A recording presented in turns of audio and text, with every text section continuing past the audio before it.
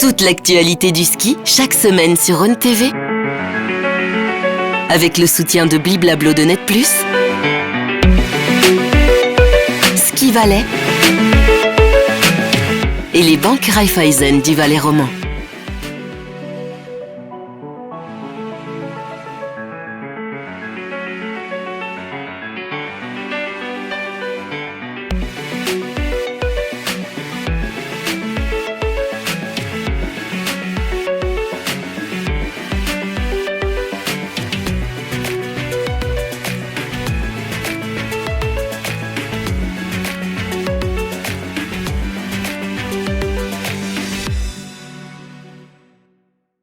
Bonsoir à toutes et à tous, bienvenue pour cette 5e émission de l'après-ski. Il nous avait promis de venir sur ce plateau et il a tenu parole. Secrétaire général de la Fédération internationale de ski, la grande et puissante FIS, Michel Vion est avec nous ce soir. Bonsoir Michel. Bonsoir à tous. Et à ses côtés, un visage connu sur notre plateau, l'ancien entraîneur de Coupe du Monde, Patrice Morisot. Hello Patrice. Salut. Et avec nous ce soir pour m'accompagner, pour animer ces débats qui seront très passionnants. Johan Taché. Et animés surtout. Salut Greg. Effectivement, ça va être une émission spéciale. 4 thématiques nous allons aborder. Crans-Montana 2027, évidemment. Zermatt et le fiasco de la saison dernière. L'avenir du produit ski et le calendrier de la Coupe du Monde. Mais avant ça, le débrief du week-end. Eh oui, le débrief, et ça s'est plutôt très bien passé pour la Valaisanne Camille Rast qui a signé son premier podium en Coupe du Monde. Ça s'était déjà bien déroulé pour elle à Lévis où elle avait terminé 5e et cette fois elle a terminé 3e derrière Colturi et Mikaela Shiffrin qui s'est offert un 99e succès en Coupe du Monde. On écoute tout de suite la réaction de la Valaisanne. C'était pas une course facile, sur une piste qu'on ne connaît pas du tout, il a fallu s'adapter. Mais je suis très contente du travail que j'ai fait et comment j'ai réussi à mettre les choses ensemble pour que ça fonctionne aujourd'hui. C'est un sacré podium, c'était cool de partager un moment les trois ensemble. Mikaela était un peu surprise de nous voir en vol, elle a dit waouh, trop bien, des nouvelles sur le podium, donc c'était cool. Patrice, ce premier podium de Camille, c'est vraiment pas une surprise, c'est un premier qui va lancer une série de podiums d'après toi. Ouais, certainement. Je pense que c'est la première année où elle a vraiment une préparation qui a été optimale pendant l'été. Alors nous, on est super fiers, clairement. Grimanzinal comme sponsor de Camille. Et puis, c'est une fille qui était déjà très forte jeune, qui a eu beaucoup de blessures et d'ennuis physiques. Et puis là, maintenant, elle arrive gentiment au sommet de son art. Et puis, on la voit vraiment dans les parties raides très forte. Et puis, dans les plats, elle avait encore quelques lacunes. Et puis là, elle a vraiment bien corrigé pendant cet été. C'est une fille qu'on verra de toute façon sur le devant de la scène toute la saison. Shiffrin qui était un peu surprise de la voir sur le podium, elle le dit Elle l'a dit après la course. Non, mais Camille, ça fait des années quand même qu'elle était très forte, très jeune, et après avec sa mononucléose, avec ses blessures, c'est clair que ça l'a retardé un petit peu. Elle a que 25 ans, ça fait un moment qu'on la voit, et maintenant depuis une année, depuis qu'elle est rechangée de matériel, retournée chez Ed, ça a quand même bien aidé, et puis elle a fait déjà une saison passée qui était vraiment très intéressante, et puis là on la voit vraiment bien venir maintenant. Pour moi, j'espère qu'elle ait cette deuxième discipline avec le Jean, plus ou moins au même niveau. Tu parlais des plats juste avant, c'est la séquence que tu as voulu analyser, la fin de parcours de Camille Rast en seconde manche.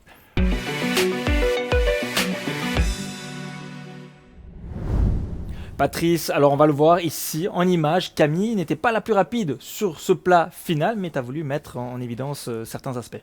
Pas la plus rapide, mais d'habitude elle était plutôt lente, donc là elle faisait partie quand même des meilleures, elle était chaque fois dans le top 10. Et pour moi ce qui est vraiment intéressant, c'est ses appuis courts. On la voit vraiment avec une très bonne position, proche des piquets, et puis si on laisse aller un peu, on voit cette possibilité. Elle a pris vraiment, je pense, du gabarit un peu de puissance, elle est capable d'être très courte sur ses appuis. Et c'est ce qui fait la différence maintenant chez Camille. Elle est capable maintenant de monter sur le podium. Et c'est ce qui a montré vraiment une aptitude absolument incroyable. On la savait rapide dans les plats, dans les parties raides. Et puis là, maintenant, elle est capable d'aller vite dans les plats. Et encore une belle marge de progression. Ouais, je crois que quand on est sur le podium, on espère encore aller plus haut. Maintenant, c'était 3e, 2e. Et puis aller chercher cette première victoire quand peut-être Shiffrin serait un petit peu fatigué. Et le lendemain, le Français Clément Noël qui a doublé la mise, puisqu'il était déjà vainqueur à Lévis. Il a remis ça à Gourguel en devançant Jacobsen et Magras. Michel, ça doit te faire plaisir de voir ce Français qui cartonne en début de saison. Oui, je ne devrais pas dire ça parce que bon, c'est vrai que je suis français, mais Clément, donc on l'a vu venir quand j'ai passé mes 11 années à la présidence de la Fédération française. Donc on l'a vu éclore, on l'a un peu managé quelque part. Donc de voir Clément revenir à son très très bon niveau, parce que le niveau il l'avait déjà. L'année passée c'était un petit peu moins solide, avec des bons podiums mais pas de victoire. Et puis comme Patrice l'a dit là, c'est celui qui tourne le plus court au piquet, des virages très serrés, toujours en hauteur, et donc avec un style très aérien. Et on l'a vu hier à Gurgel, c'était effectivement une leçon de slalom, en première manche en tout cas. Et Amier qui arrive aussi, qui tourne autour du podium et qui va arriver aussi. Oui, sur ce podium. Sébastien, je dis Sébastien, c'est le papa que Oui, je connais voilà, à bien. l'époque. Ouais. Et, voilà, ils sont de mon village, mon petit village de Pralognan à la Vanoise. Voilà, donc, mais Steven, oui, effectivement, il a passé un cap. On le savait, très bon skieur, très bon techniquement, très équilibré, très solide sur les skis. Et puis, il a passé un cap et il arrive maintenant à bien gérer tout ça, à bien empiler, comme on dit, les assiettes. Et à la fin, ça fait un très très bon skieur. 6e à Lévis, 4e à Gurgel. Donc voilà, c'est un peu comme Camille, c'est en train de prendre de la consistance. Donc après, chez les garçons, c'est un tel combat, il y a tellement de prétendants au podium que c'est vraiment la guerre. Mais effectivement, Steven Amier, c'est un très très bon skieur. Effectivement, il y a énormément de concurrence dans le slalom masculin, dans le clan suisse. On doit se contenter d'un top 5 pour Loïc Meyer, une 5e place. C'est le seul athlète suisse qui se classe parmi les 10 premiers. On a l'impression hier, Patrice, que la problématique, c'était de réaliser 2 manches parfaites pour les slalomeurs suisses. Voilà, je ne sais pas si c'était vraiment possible de faire 2 manches parfaites. Je crois que les Suisses ont eu quelques problèmes avec leur matériel. Ce qu'il faut bien comprendre, c'est qu'ils vont s'entraîner souvent sur les glaciers, sur de la neige artificielle, mais rarement des pistes aussi glacées. On les retrouve un petit peu dans les dômes, mais on a vu là des Suisses un peu en souffrance, surtout en première manche, où on a vu, je crois que même Loïc a dû vraiment changer son setting entre les 2 manches, Daniel Yule la même chose. Et puis c'est clair, là, les 2 premières courses des Suisses en slalom, par rapport à la qualité de ce groupe, sont un petit peu décevants. Michel Vion, on vous connaît en tant que secrétaire général de la FIS. Vous avez aussi présidé la Fédération française de ski alpin. Vous avez été athlète, champion du monde en combiné. Vous avez gagné un combiné à Wengen aussi. Et fin 2023, vous avez été promu au rang d'officier de la Légion d'honneur par la République française. Par quel titre êtes-vous le plus fier ? Ouh là là, ça c'est compliqué. Ce qui est certain, c'est que quand on est athlète, on a envie d'être champion. Donc voilà, alors, j'ai pas été un grand champion, mais j'ai quand même réussi à arracher un titre de champion du monde du combiné. Il fallait le faire à une époque où le ski français était dans un gros trou. Et puis non, moi je suis fier avant tout de ma reconversion, d'avoir mis au service un peu du pays, un peu mon enthousiasme, ma puissance de feu en tant que président d'abord, en tant que directeur technique pendant 10 ans et président de fédération pendant 10 ans. Et donc voilà, je pense une belle carrière, touche à sa fin presque, mais on a encore un peu de travail à faire pour essayer de faire avancer les choses. Vous avez toujours voulu embrasser une carrière de dirigeant sportif après votre carrière sportive ? Non, du tout. J'ai commencé, après ma carrière sportive, j'ai commencé à travailler dans l'industrie du ski, les marques Dynastar et Rossignol. Donc j'étais directeur de compétition chez Dynastar et puis après chez Rossignol. Et entre-temps, la fédération m'a fait un peu des appels du pied. Et puis voilà, je suis venu pendant 10 ans directeur technique et puis après président. J'ai eu un certain Patrice Morisot sous mes ordres. Donc, 6 ans. 6 ans sous mes ordres, vous voyez, c'était une belle histoire. Et donc voilà, une grande et belle carrière, je crois. Et puis, encore une fois, c'est pas terminé. On a plein de choses encore à achieve, on dit en anglais.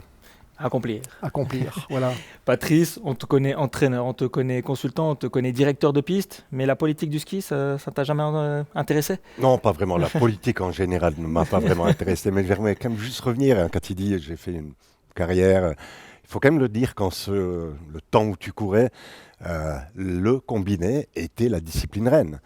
C'était vraiment les athlètes complets qui étaient, si on regarde à Kitzbühel, c'était pratiquement le titre qui comptait le plus. Et c'était pas le slalom, c'était pas la descente, c'était vraiment le combiné. C'est une autre époque certainement, mais des résultats qui étaient absolument extraordinaires. J'avais des compétiteurs comme Peter Lüscher, Anton Steiner, Andy Wenzel, les frères Mayer, Steve et Phil Mayer, Donc c'était voilà. Tu avais devancé cette Peter époque-là. Rucher, hein, c'est juste Oui, en Peter Rucher était au championnat du tout à monde, fait. 82. Donc j'ai gagné la bonne, on va dire ça comme Voilà. ça. Mais- Pour revenir sur ton rôle de secrétaire général, tu es en contact avec le président, évidemment, le président Eliash. À quel point est-ce que c'est difficile ou facile de travailler avec lui? C'est vrai qu'il est un peu plus discret, on le voit moins.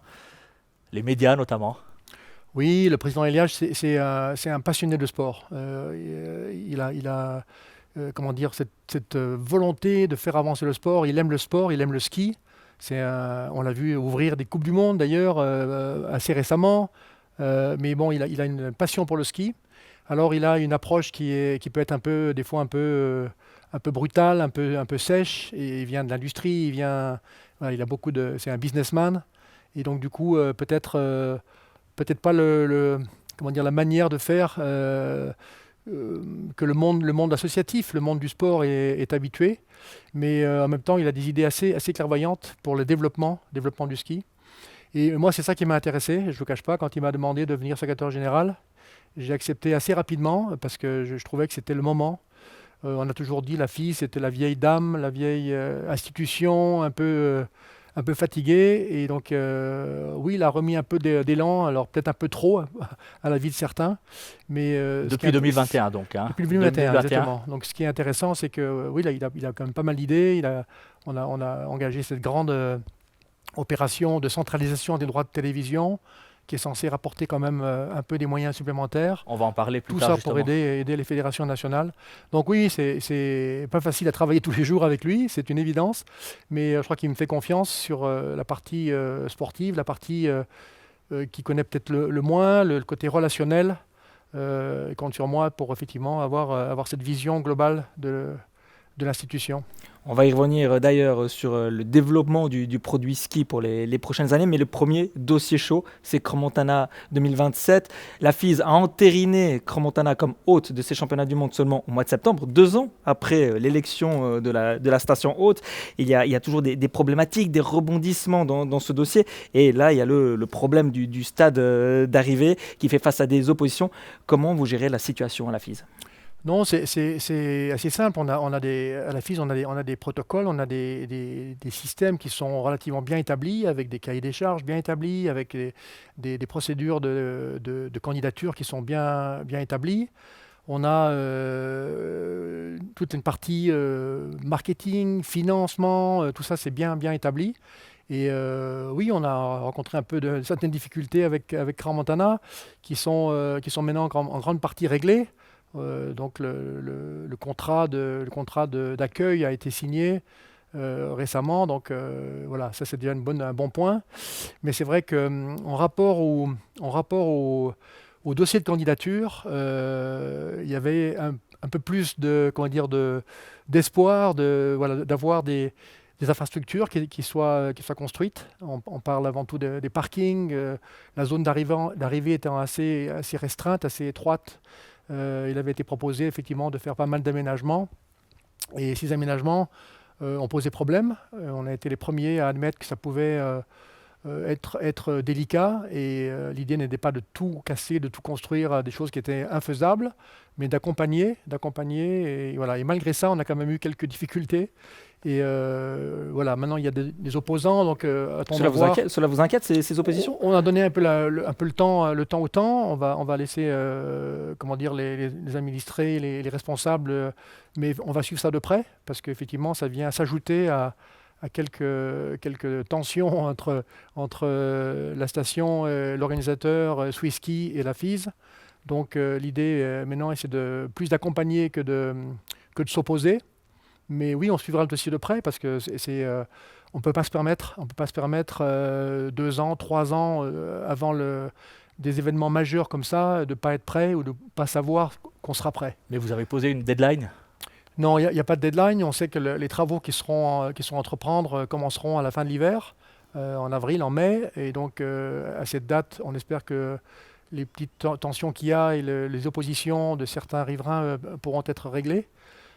Si ces travaux ne pouvaient pas commencer, là on commencera effectivement à s'affoler ou à mettre certaines deadlines. Justement, sans nouveaux bâtiments, sans nouveaux parkings, est-ce qu'il y a un risque que les championnats du monde ne se déroulent pas à Crans-Montana en 2027? Oui, j'ai déjà l'occasion de le dire plusieurs fois.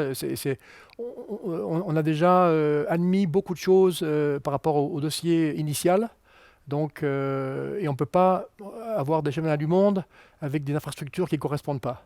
Et là, ce n'est pas une Coupe du Monde, on parle bien d'un championnat du monde, donc c'est puissance 10.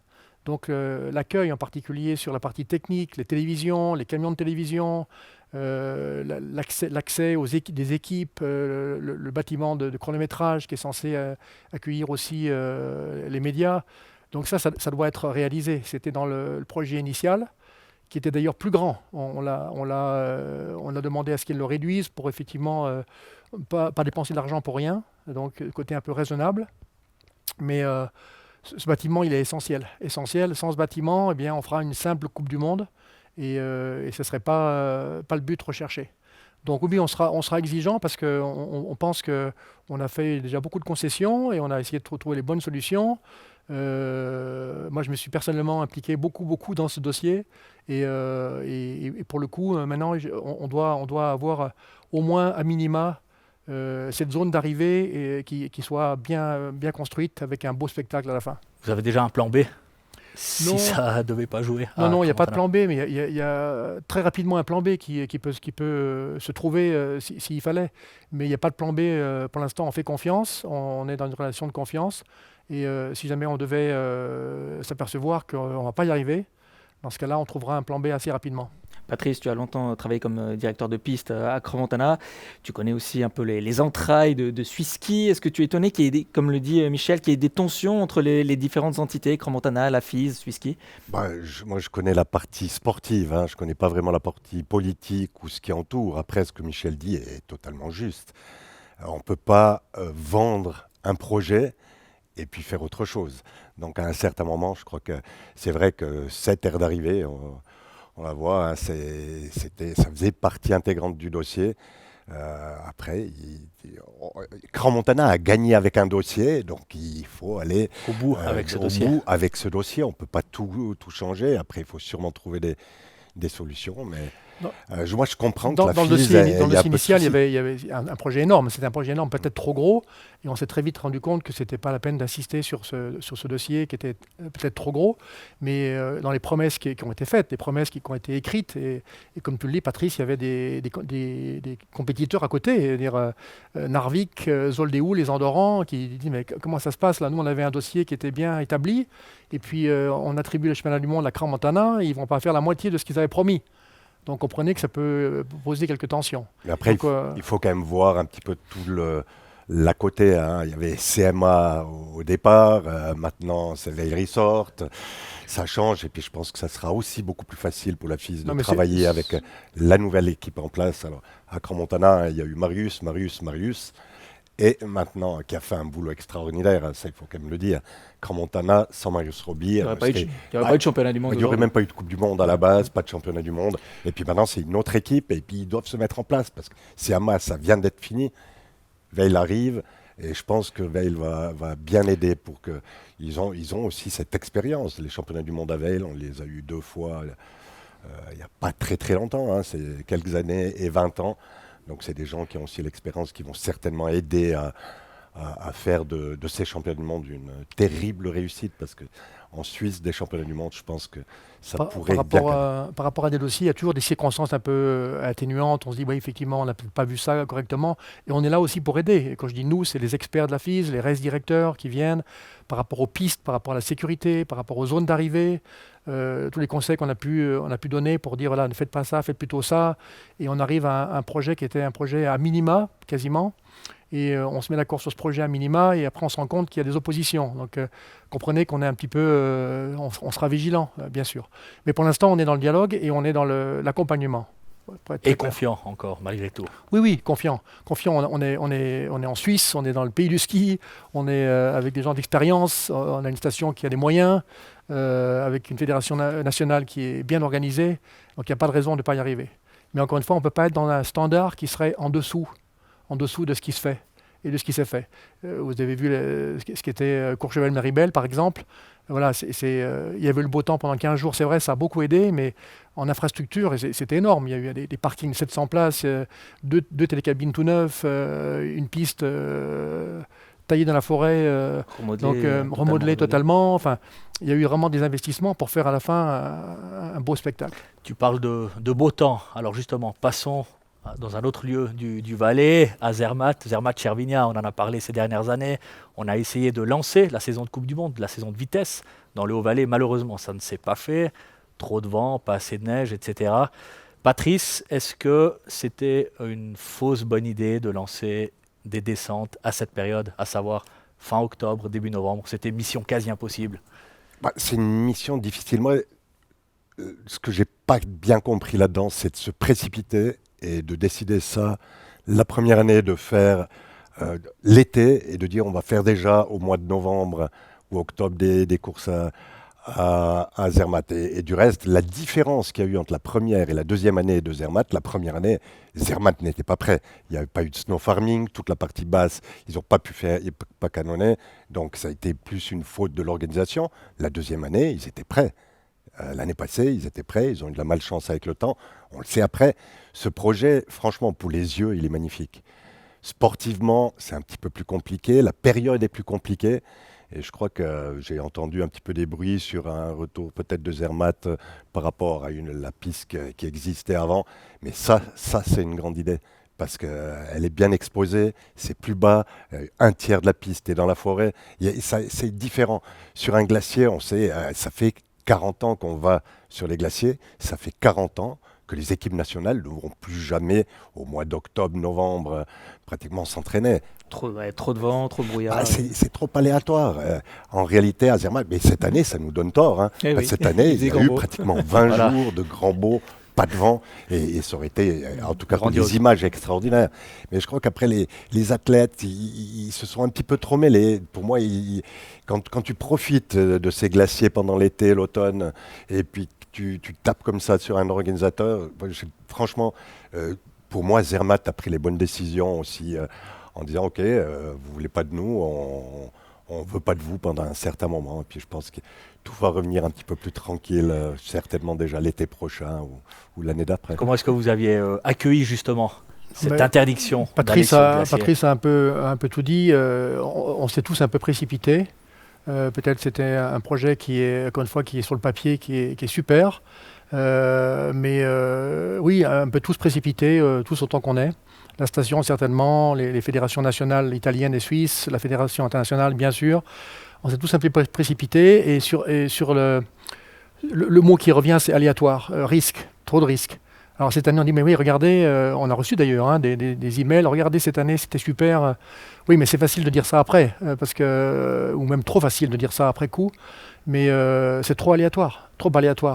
Et à cette période de l'année, je pense qu'il faut qu'on soit réaliste. Réaliste parce que on voit il y a trop de changements de température, trop de changements, le brouillard, le vent, c'est compliqué. Par contre, on peut imaginer que Zermatt soit un site remarquable avec le contexte et qu'on puisse trouver des solutions. Alors peut-être au mois de mars, on s'est aussi acharné sur le mois de novembre alors que peut-être qu'il n'aurait pas fallu. Et ça, c'est un peu la faute de tout le monde aussi, et Zermatt y compris. Quand on dit nous, c'est début de saison, autrement c'est rien, c'est ou tout ou rien. Et peut-être qu'il faut trouver d'autres solutions au mois de mars. On peut trouver peut-être aussi commencer avec peut-être les filles ou les garçons, mais pas les deux en même temps. Enfin, se donner un petit peu d'air, un peu de marge de manœuvre, l'intégrer dans les calendriers. Il y a ce projet de nouvelles pistes. Alors le nom m'échappe parce que Gornergrat, le défi. Gornergrat, qui encore une fois est un projet, parce que j'entends dire que c'était quasiment tout prêt. Non. Vous en êtes où justement? Il y a eu des visites officielles. C'est-à-dire que le contact a été rétabli avec. Bien sûr, on a refait des contacts. Donc durant l'été, au mois de juillet, il y a eu des visites officielles de la part des deux race directeurs, hommes et dames, et leurs équipes. Donc les échos qu'on a, il y a quand même beaucoup de travail. C'est pas demain matin, hein. Ce sera un gros travail, mais ça peut être un projet, encore une fois, qui est jouable. En l'état, ça ne l'est pas, ça c'est sûr. Donc si on se dit c'est pas sur le glacier au mois de novembre, ou c'est pas encore sur la partie basse sur cette nouvelle piste, donc il faut encore travailler un petit peu. Patrice, tu es en contact avec les organisateurs. Quel est le potentiel de cette course, de cette compétition sur le Gornergrat? Quand on connaît Zermatt, donc le potentiel est grand. Quand Zermatt veut quelque chose, normalement, ils vont. Il y a un potentiel qui est énorme. Il y a eu des Coupes du Monde sur cette piste il y a très longtemps, mais c'est clair qu'elle doit être remodelée, revue de A à Z. Mais par contre, il y a un départ, il y a déjà une arrivée, il y a de la place, il y a un petit peu de tout ce qu'il faut. Pour le public aussi, pouvoir, enfin pour le public, pour l'accès pour tout le public. Ouais. Non, je pense que ça c'est une réelle bonne idée, vraiment, parce que l'histoire entre Zermatt et moi, ce qui m'a vraiment au départ. On dit on va essayer des Coupes d'Europe et puis tout d'un coup c'est vrai, ça s'est précipité et c'est pas passé. Ça c'est un projet, mais certainement il faut attendre 2, 3, 4 ans pour que ça se réalise. Mais il y a un gros travail. On skie avec les jeunes là, souvent au début décembre ou mi-décembre où on va faire nos premières courses sur le haut. Mais c'est une piste qui est magnifique. Ça veut dire que 2027 c'est beaucoup trop tôt. C'est un peu les premiers échos qu'on a eu pour organiser une telle Coupe du Monde. Pour moi c'est pas trop tôt parce qu'on sait qu'à Zermatt, ils mettent les moyens s'il faut faire, et s'ils sont persuadés, et c'est possible d'aller, mais 2027, ça vient vite. C'est comme Crans-Montana. Crans-Montana, 2027, au début, on dira, il y a encore 400, 5 ans, et pour finir, c'est demain. Non, Crans-Montana, pour venir à Crans-Montana, c'est les Coupes du Monde hommes cette année, au mois de février, et donc c'est là ou jamais, quoi. C'est là que ça se passe. On n'y reviendra pas, chez les hommes.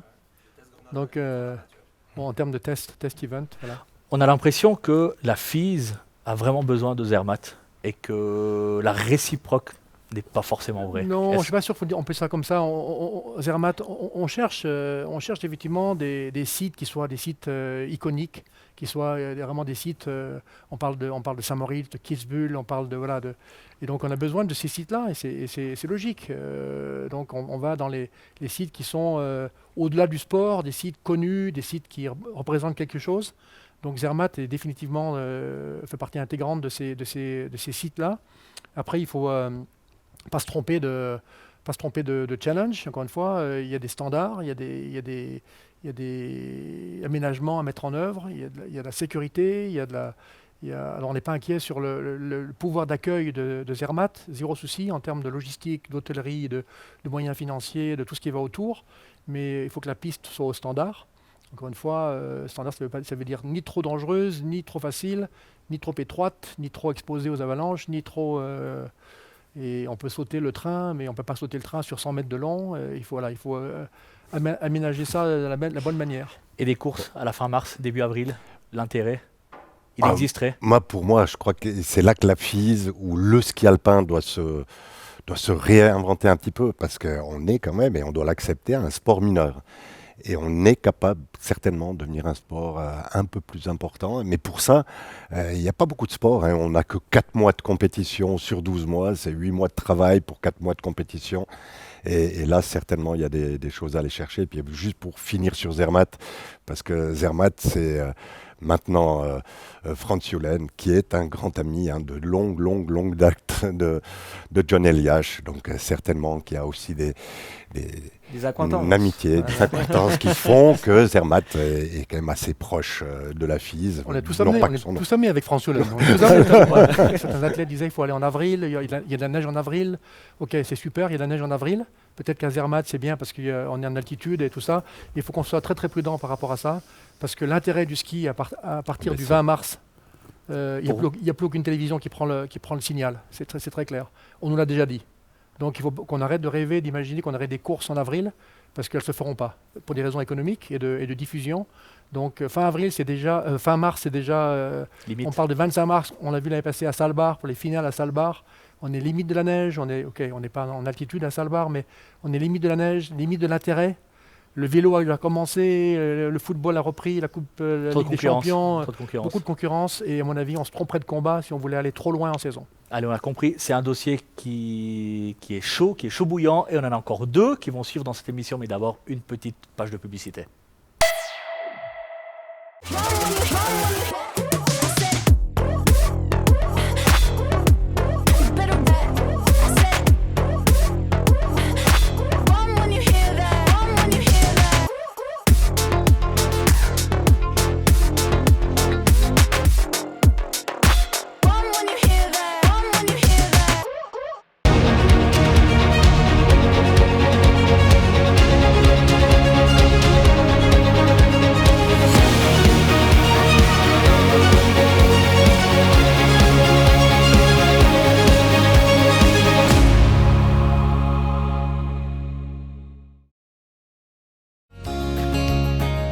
Vivez local, banquet local.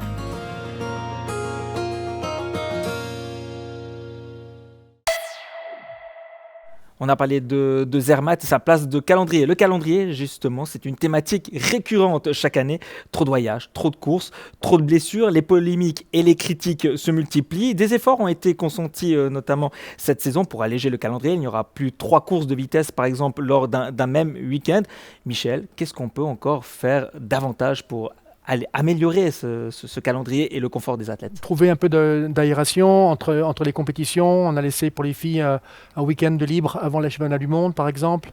Pour les hommes, ça sera avant les classiques. On a essayé d'être cohérent sur le mois de mars avec une tournée scandinave qui fait qu'on est en Scandinavie et on ne fait pas des allers-retours avant d'aller au final aux États-Unis. Enfin, voilà, tout ça pour dire des petites choses qui fait que je peux dire que cette année, l'hiver qui commence là, tout le monde était quasiment unanime pour dire que c'était quand même pas si mal que ça. Il y a encore des critiques? Il y a encore quelques critiques parce qu'effectivement on peut aménager encore des choses. On était à Zolden, on monte à Lévis et on revient à Gorgel. Ça il faut l'ajuster, mais on sait qu'il y a de la neige en Finlande, il n'y en a pas encore en Autriche assez, et c'est compliqué de vouloir faire des courses alors qu'on va là où la neige est. Mais autrement, on est sur la bonne pente. Combien y a-t-il de stations qui sont en attente, par exemple, pour accueillir une Coupe du Monde? Une dizaine, et avec des pays qui sont méritants, qui veulent faire. Je pense à Zoldeu, Andorra, qui veulent faire, parce que chaque fois qu'on était là-bas, c'était super, des compétitions super, une ambiance super. Les pays de l'Est, Bulgarie avec Bansko, un super organisateur, Et ça nous laisse aucune marge de manœuvre pour aller en Chine un jour, pour aller au Japon quand on doit y aller. Vous voyez, c'est compliqué. Le jour où on va au Japon ou on va en Chine, une tournée de 15 jours, au détriment de qui? Alors on ne va plus en Norvège, on ne va plus en Suède, on ne va plus en Suisse, on va où? Et vous voyez, c'est du fine-tuning. Donc on privilégie quand même les pays traditionnels. On privilégie les 80% des stations qui ont l'habitude et qui ont le standard pour faire une Coupe du Monde. Autre facteur à prendre en considération, le dérèglement climatique. On le voit de plus en plus. Est-ce que des stations qui sont organisatrices aujourd'hui vont disparaître, tout simplement? On a déjà effectivement écarté certaines stations. Je pense à Maribor, par exemple, des stations qui sont de basse altitude, où là on a dit on ne va plus. Zagreb, par exemple. Ouais. On a dit à Zagreb, peut-être on retournera à Zagreb. Entre-temps, le télésiège s'est effondré avec une tempête, mais le jour où on ira à nouveau à Zagreb, parce que Zagreb est un bon organisateur, mais on n'ira pas le 4 janvier, on ira le 4 février. Donc essayer de trouver les bons ajustements. Je pense à Adelboden aussi, qui était le premier week-end, souvent très très tôt au mois de janvier. On a essayé de repousser un maximum d'une semaine, et cette année ils sont le 11 et 12, donc janvier, histoire de laisser un peu plus de marge de manœuvre. Mais on sait qu'il y a certaines stations, on va dire suivant les pays, en dessous de 1000 mètres, ça va être compliqué. L'avenir, c'est les stations de hautes altitudes, justement, comme à Zinal, par exemple. Non, c'est exactement le problème, on n'a pour l'instant pas le standard. Non, mais c'est clair qu'il y a des grandes discussions. Crans-Montana, moi j'ai travaillé maintenant 9 ans, voilà. Tout le temps avec des courses fin février. Très compliqué. Début mars, c'est très très compliqué. Quand certaines années, l'année passée, on se lève le matin à 4h, 4h30 le matin, il fait déjà 10 degrés dans l'air d'arrivée. Pour arriver à faire des courses, c'est compliqué. Et là, c'est clair qu'il faut continuer à travailler, de choisir les stations par rapport à l'altitude, par rapport à la qualité, à l'ensoleillement. Il y a plein de choses. On parle des finales donc fin mars, pas début avril, mais fin mars. On sait que ce sera où en altitude. Alors on parlait de Zermatt, ou autrement c'est Scandinavie ou Amérique du Nord. C'est pour ça qu'elles n'ont pas lieu à Crans-Montana, justement. C'est aussi simple que ça. En 2026. Voilà. En 2026. Ouais. Exactement, les finales ne peuvent pas avoir lieu à Crans-Montana parce que fin mars, ça ne marche plus à Crans-Montana. Et ce n'est pas les seuls. On l'a vu encore à Svalbard l'année passée. C'est toujours limite. Voilà. On peut imaginer peut-être un calendrier sur l'ensemble de l'année avec l'Amérique du Sud durant la période estivale, sachant que toutes les équipes vont s'entraîner dans l'hémisphère sud. C'est des options, ça a déjà été fait. Il y a une vingtaine d'années, on avait été faire des courses à Las Vegas. C'est des choses qui commencent à nouveau à nous être mises sur la table. Certains athlètes nous ont fait part de ce souhait-là. Toutes les équipes sont là-bas plus ou moins, mais là-bas ça veut dire quoi? Entre Portillo et Ushuaia, c'est 2000 km de distance. Oui, donc puis il y a la oui, Nouvelle-Zélande. on est là-bas, mais Plein de- on est au sud. Pour nous, on est au sud, mais attention aux distances. Et tu as raison de dire Nouvelle-Zélande, Australie. Mais au-delà de ça, il y a aussi un peu des standards. Et puis, comme je le disais par rapport au mois d'avril, il y a aussi l'intérêt. Est-ce qu'on vend du ski le 11 septembre ou le 18 septembre dans notre hémisphère nord? Je ne suis pas sûr qu'il y ait beaucoup de demandes. En tout cas, pour l'instant, au même titre qu'au mois d'avril, on n'a aucune télévision qui est preneur. Aucune télévision. Donc ça clôt le débat pour tout le monde. On peut parler pendant des jours et des jours de remettre ces compétitions en hémisphère sud. Pour le moment, il n'y a pas de solution. Donc il n'y aura pas de calendrier de Coupe du Monde sur une année civile. On ne sait jamais, il faut jamais dire non, on peut imaginer des choses, hein. Mais il faut financer ces Coupes du Monde en hémisphère sud.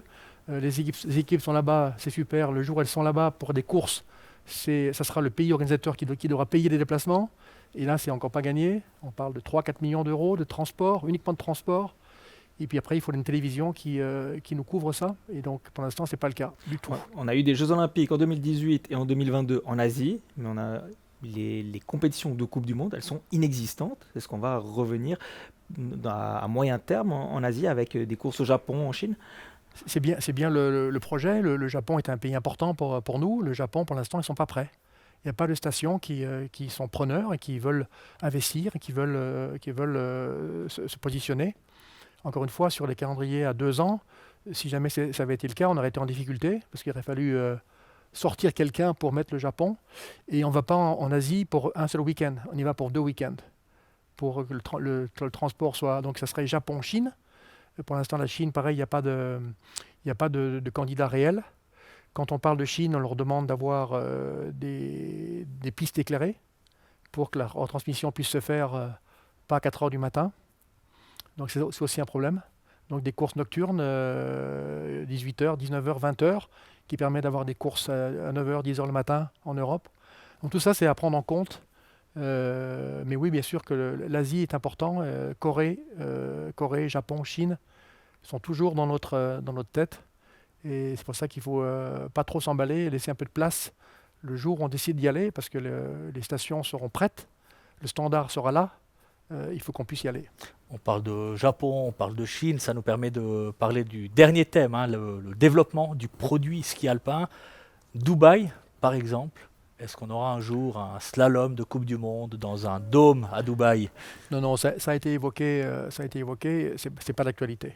Il a été clairement défini il y a maintenant plusieurs années, c'était avant qu'on arrive, qu'il n'y aurait pas de standard Coupe du Monde dans un dôme. On a des règles de dénivelé, on a des règles de distance, on a des règles... Donc très clairement, il n'est pas question de déroger à ces règles-là. Donc c'est bien pour la promotion, pour les niveaux en dessous, niveau Coupe d'Europe. Il y a des courses qui se font, FIS, il y a des d'ailleurs, courses FIS qui se font, des courses Master qui se font.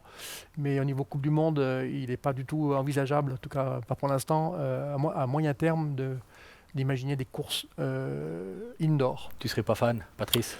Moi, je suis déjà pas très fan de l'entraînement sous un dôme parce qu'il fait froid. Mais tu peux aligner les piquets. Ah oui, des bonnes conditions. mais pour les jeunes, c'est très très bien. Mais des coups, je sais pas, déjà, tu mettrais où les spectateurs? Devant un écran Devant géant. un écran, mais oui. Maintenant, ils ont construit une halle absolument incroyable à Shanghai, mais qui est plus un parc d'attractions que... Non, faut pas qu'on se trompe de combat. Faut pas qu'on se trompe de combat. Et encore une fois, on peut faire plein de choses pour développer le ski, y compris à Dubaï ou à Shanghai, mais sans y mettre nos produits phares, qui est la Coupe du Monde. Pourtant, il y a des courses FIS qui sont organisées, d'ailleurs, qui font office de Qualification, olympique pour les petits pays. C'est très bien, c'est parfait. Qualification pour les Jeux Olympiques dans ces dômes pour les petits pays, c'est une très bonne idée. Là, Et facile à organiser. On est dans le développement pur, mais on ne peut pas mettre un standard de Coupe du Monde dans des dômes comme ça, c'est pas possible. Non. Ainsi, ça va être le format qui va peut-être aider à davantage développer ce produit ski. On parle de slalom en 3 manches, de slalom nocturne, vraiment faire un circuit de slalom nocturne. Encore une fois, il y a un circuit Coupe du Monde qui est bien établi. On a déjà trop de courses. On ne peut pas en rajouter encore une fois des formats, des standards. Par contre, ce qui est certain, c'est qu'on le voit même en Europe, hein, avec des pays, les Belges, ils s'entraînent beaucoup en indoor, les Anglais aussi. Et on voit que le dimanche, il skie bien en Coupe du Monde. Sur Donc une c'est- discipline. Oui, sur une discipline, on est d'accord, Patrick. Mais sans ça, Ouais. peut-être qu'il n'y aurait pas d'Anglais et Non, tout à fait. pas de Belges. Et donc, il faut tout prendre. Mais encore une fois, le niveau Coupe du Monde, c'est un standard, c'est un produit qu'il faut mettre en avant et on ne peut pas le dénaturer avec des pistes pas à la hauteur. Patrice, tu aurais peut-être une idée de format avec des descentes sprint en 2 manches comme cela il y a eu par le passé, ou des slaloms en 3 manches qui ont été testés en exhibition à Crans-Montana? Mais je trouve que le format en Coupe du Monde est franchement pas mal. Souvent, quand on a cherché des nouveautés, on s'est plutôt trompé que rassuré. Donc, quand on voit des images, là, quand on voit Schladming, etc., je crois que là, le format est quand même proche de la perfection. Pour moi, le problème, il vient d'ailleurs. Le problème, il vient, c'est que c'est difficile de vendre ce sport maintenant à des jeunes, parce que ces jeunes n'ont plus de place pratiquement. Les skieurs skient beaucoup plus longtemps. Les bons restent pratiquement jusqu'à 40 ans, voire plus. Peu d'ouverture. Et ça bloque énormément les jeunes. Et pour moi, pour que le ski se développe plus, il faut qu'on investisse beaucoup plus à la base. À la base, c'est déjà le deuxième niveau, les Coupes d'Europe. Les Coupes d'Europe, ça passe complètement inaperçu. Donc si on veut que le ski alpin continue de grandir, il faut qu'avec la Coupe d'Europe, on ait quelque chose d'intéressant. Pour l'instant, la seule chose valable en Coupe d'Europe, c'est que les 3 premiers à la fin de la saison, l'année d'après, ils ont une place en Coupe du Monde. C'est absolument débile. Parce que, non mais quand tu es en forme, c'est là que tu dois aller en Coupe du Monde. C'est pas une année après. Souvent, je pense qu'il y a un 20 ou 30% de ces athlètes se blessent entre-temps, n'ont plus vraiment ce niveau. On a vu chez les Autrichiens, quand ils étaient très très forts, beaucoup de coureurs venaient de la Coupe d'Europe, ils n'ont jamais réussi à vraiment exploser en Coupe du Monde. Et puis, quand tu as une équipe forte, la France l'a eu un petit peu en slalom. Ça revient maintenant. Ou en géant, il y a quelques années, la Suisse, on l'a eu, les Autrichiens l'ont eu. Des athlètes qui sont très forts. On a une équipe de Suisse maintenant forte, mais qui commence à vieillir. Et derrière, les jeunes de 18, 19, 20, 21, 22 ans, qu'est-ce qu'ils font? Ils arrêtent. Ils arrêtent le ski parce qu'il n'y a pas de débouché. Je suis entièrement d'accord avec toi, Patrice, sur le fait que le travail a commencé. On est en train de travailler, c'est pas nouveau, hein, on n'est pas attendu d'arriver avant de commencer ce travail, mais ce lien entre le niveau de la Coupe du Monde, qui est le produit phare et que tout le monde suit, et le niveau développement, le niveau 2, Coupe d'Europe, pour prendre ton exemple, il est à retravailler. Mais juste pour vous donner un peu un ordre d'idée, si on dit on peut faire des accessions, les meilleurs de Coupe d'Europe, 15 jours après, il doivent être en Coupe du Monde, comme le biathlon le fait. Hein, il y a des périodes et on monte, on descend suivant le niveau qu'on a. Dans ce cas-là, il faut limiter le nombre d'athlètes en Coupe du Monde à 40, à 45. Donc ça veut dire en clair qu'on coupe 30, 35 pays qui n'auront plus accès à la Coupe du Monde. Ce qui pour moi ne serait pas un problème, mais on se coupe quand même de cette universalité un peu de cette Coupe du Monde. De dire Coupe du Monde limitée à 45, et les 5 meilleurs de la quinzaine d'avant en Coupe d'Europe puissent avoir accès, et les 5 moins bons de la Coupe du Monde redescendent en Coupe d'Europe. Ce niveau-là pourrait être la solution, mais ça passe par des décisions politiques et de dire clairement on se coupe de un tiers des pays, souvent des petits pays, mais qui ont 1 ou 2 bons athlètes, qui sont là et qui veulent jouer. Et cela rendrait un peu aussi de l'attractivité à la Coupe d'Europe, parce qu'ils devraient gagner leur place via On la est Coupe tout à fait d'Europe. d'accord. Mais Les ils doivent deux y gagner leur gagneraient. place, Les deux et y ils gagneraient. doivent aussi gagner leur vie. Parce que, je vais te poser une question quand même. Combien tu penses que le prize money est en Coupe d'Europe, slalom, pour les 5 premiers? Alors déjà- La totalité. Déjà qu'il n'est pas En élevé Coupe du encore Monde, en ouais. Coupe du Monde. Oui, mais en On y Coupe du Monde, il est quand même à 100 000 francs et plus. Oui, oui. Il y a quand même, 144. il y a quand même un montant. En Coupe d'Europe, d'après toi, combien c'est? Allez, 5 000 francs. Eh ben, t'es beaucoup trop. C'est 1000. 2300 francs 2500. répartis. Sur les 2300 sur les 5 francs premiers. répartis sur les 5 premiers. Donc imagine ces jeunes qui ont 21, 22, 23 ans et c'est les parents. C'est difficile de faire crocher ces... On pourrait imaginer que la FIS même finance ces prize money pour les augmenter. La seule crainte qu'on pourrait avoir, Patrice, c'est que les meilleurs ou les moyens de Coupe du Monde redescendent faire la chasse à la prime au niveau de la Coupe d'Europe. Bon, Vous mais voyez, ça, mais bon, ça, on peut l'ajuster. on Mais avait en Coupe c'est- d'Europe, hein, le top 20 ou 25 qui allait en Coupe d'Europe ne touchait pas touchez pas la l'argent, prime. hein, Ouais. si. On parle d'argent, justement. Si on prend l'exemple du tennis, un joueur qui se fait éliminer au premier tour d'un grand chelem gagne 62 000 euros. Clément Noël qui a gagné le premier slalom à Lévis et à Gourguel, il gagne, c'est quoi, 40, Une trentaine ou une 35. 47 000 euros. Voilà. 35, ouais. On voit qu'il y a un problème. On est d'accord, on est encore considéré comme un sport amateur, qu'on le veuille ou non, parce qu'on est professionnel jusqu'au bout des ongles, mais en même temps c'est un sport amateur. Les tennisman qui se fait arrêter, qui se fait éliminer, arrêter au premier tour, il paye son hôtel, son entraîneur, son masseur, son kiné, son docteur, ce qu'on voudra, son attaché de presse. Et dans le ski, c'est encore des équipes nationales, plus ou moins, à par exception, qui financent. Clément Noël, il paye ni son entraîneur, ni son déplacement, ni son masseur, ni son technicien, ni rien du tout. Mais est-ce qu'il y a quand même... On a des systèmes différents qu'il faut faire. Bien sûr. Mais il faut rendre plus attractif ce produit du ski alpin. On est très clairement dans cette ligne d'augmenter. On le dit depuis 2 ans. Et là, c'est pour le coup, on parlait du président Elias tout à l'heure. Ça, c'est très clair dans son esprit. C'est qu'il faut qu'on augmente les price money. Qu'on augmente, c'est pas augmenter de 20 000 francs suisses, c'est des augmenter de doubler ou tripler. Alors, on ne sera jamais comme le tennis, on le sait bien, mais au moins d'avoir, à un moment donné, quand on touche le chèque, il y a au moins 6 zéros dessus, quoi, voilà. Et quand je dis 6, peut-être pas 5, 5 zéros.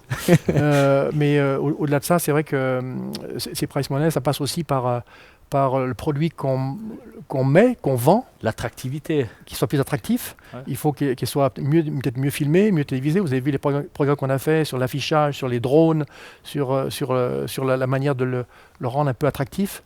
Et puis après, il faut surtout que les télévisions payent. Voilà. D'où la centralisation, d'où tout ça. C'est tout un lien.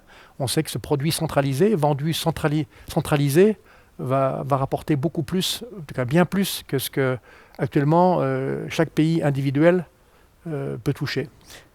Merci beaucoup pour toutes ces réponses intéressantes. Hein, mais c'est pas fini, Michel. On a une tradition dans l'après-ski, c'est les questions du tac au tac.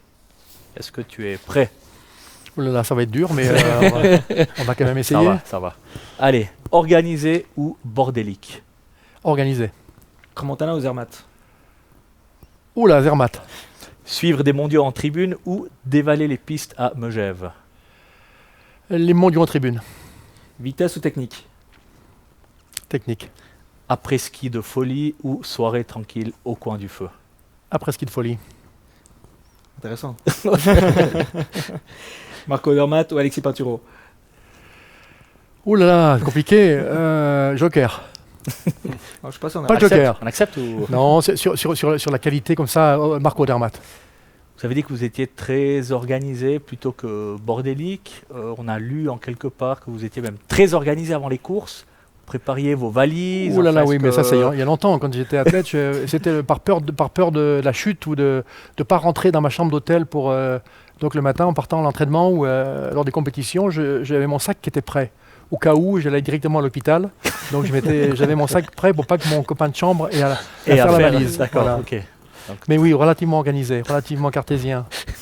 On a une dernière question de l'une de vos proches collaboratrices. Salut Michel, c'est Charlotte. Salutations de Gergel. J'espère que tu vas bien. Alors moi j'avais une question pour toi aujourd'hui. C'est vrai que on t'entend souvent parler dû à ta position à la FIS, mais moi c'était plutôt une question sur l'amour du sport. Parce que je crois que les deux on a eu une carrière, la tienne un petit peu avec plus de succès que la mienne, mais je pense que l'amour pour le sport, la passion qu'on a, elle reste intacte, elle évolue. Et du coup ma question c'était toi qu'est-ce qui est resté en fait? Quelle est la passion? Qu'est-ce qui te fait vibrer encore à travers ce sport depuis toutes ces années où en fait tu es dans ce milieu en ayant partagé aussi plusieurs rôles? Donc qu'est-ce qui est resté? Qu'est-ce qui te fait vibrer? Et voilà. Ciao ciao. Merci Charlotte pour la question. Presque dire que tu es vieux. Non, mais c'est donc Charlotte Chable. Charlotte Chable, qui est effectivement une ancienne cette athlète. passion, cette flamme. Oui, mais moi, c'est le sport, d'abord c'est ma vie. J'ai toujours été impliqué comme athlète, après dans une marque de ski, après à la fédération, une marque de ski à nouveau, et à nouveau la fédération, et maintenant à la FIS. Donc toujours été dans ce milieu-là. Moi, j'aime le sport, j'aime tous les sports. Cette année, j'étais pendant les Jeux Olympiques de Paris, j'étais à la session du CIO, juste avant les Jeux. Et j'ai décidé donc de ne pas rester pour les Jeux. J'étais invité de partout, bien sûr, et crédité de partout. Et je ne suis pas resté. Je suis allé en vacances, 15 jours, parce qu'autrement, je n'avais pas de vacances. Et je suis resté chez moi dans ma maison en Bretagne, maison de vacances en Bretagne. Et j'ai dû faire en moyenne, je sais pas, 8, 10, 12 heures de télévision par jour. Tous les sports. J'aime le sport, Et j'étais pas à Gorgueul le week-end dernier, mais j'étais devant ma télévision. Et pour un peu qu'il y a des athlètes qui me plaisent bien, et j'ai le cœur qui bat, de les voir au départ, est-ce qu'il va pas tomber, est-ce qu'il va pas faire une faute, alors quand c'est un Français copain comme Sébastien Amier qui vient de mon village, forcément, je vis encore, alors que je suis carrément sorti de ranger des baskets, comme on dit, je suis sorti du jeu, C'est le rôle du mais fan. je suis fan. C'est pour ça qu'on voit très très souvent sur les compétitions de Coupe du Monde d'ailleurs. On essaie d'être très souvent sur les compétitions, pas tout le temps. Là, je vais surtout au parc l'Alpin, je vais monter en Finlande dès demain pour voir l'ouverture du ski nordique, soit ski combiné nordique et ski de fond. Je serai sur le ski cross à Val Thorens la semaine d'après, et voir toutes les disciplines, essayer de motiver les troupes. J'aime bien, on dit manager ou m'occuper des équipes, du personnel de la FIS, les montrer qu'on est là, on les soutient. C'est eux qui font le travail, c'est eux qui sont sur le terrain, c'est eux qui font les épreuves. Et nous, on est là pour avoir une vision globale. Et ne serait-ce que d'être là, de les supporter, de voir que leur chef s'intéresse à eux, à ce qu'ils font. Et à la fin, je dis toujours, ce qui compte, c'est délivrer. On doit délivrer. Notre mission, c'est de délivrer. Quand on est dans un club, on doit délivrer des jeunes. Quand on est à se développer, à se former, à s'éduquer. Et quand on est en équipe nationale, on doit délivrer des résultats et le drapeau qui est là. Et quand on est à la FIS, on doit délivrer des événements. Eh bien, merci Michel, merci beaucoup Patrice aussi. On arrive déjà à la fin de cette émission. La semaine prochaine, on retrouve Daniel Yule qui sera présent sur ce plateau. Mais avant... On va se quitter en musique avec une chanson choisie par vous, Michel. You Know I Can Come Back de Noël Gallagher. Voilà, c'est un des chanteurs rock que j'aime bien. Noël Gallagher, allons-y. Oasis, en plus, qui va faire son retour. Magnifique. On se réjouit. Merci, messieurs, pour cette soirée. Et on vous souhaite à toutes et à tous une très belle semaine. Bonne soirée.